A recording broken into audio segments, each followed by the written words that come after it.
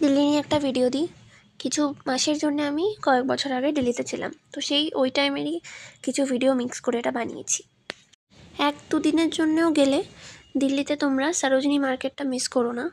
যদি পিসফুল সিরিন কাম জায়গায় থাকতে হয়, মানে গিয়ে কিছুক্ষণ বসতে চাও, তাহলে লোদি গার্ডেনটা প্লিজ মিস করো না। একদম অফবিট একটা জায়গা, কিন্তু ওখানে আমি যখন গেছিলাম দেখেছিলাম যে রাজহাঁস এমনি খোলা ছিল, ছাড়া ছিল, মানে কোনো কেজ ছিল না। এবং এখন কী হয়েছে জানি না, খুব গ্রিন এবং পরিষ্কার জায়গা ছিল।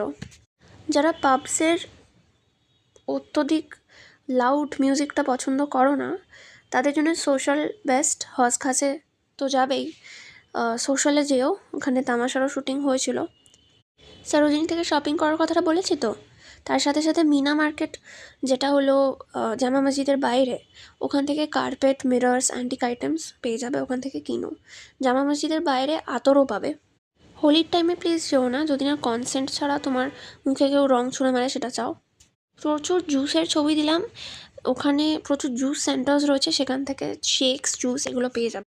বাকি তো তোমরা জানোই, ওল্ড দিল্লিতে প্রচুর প্লেসেস রয়েছে, রেড ফোর্ট, এই সেই ওই।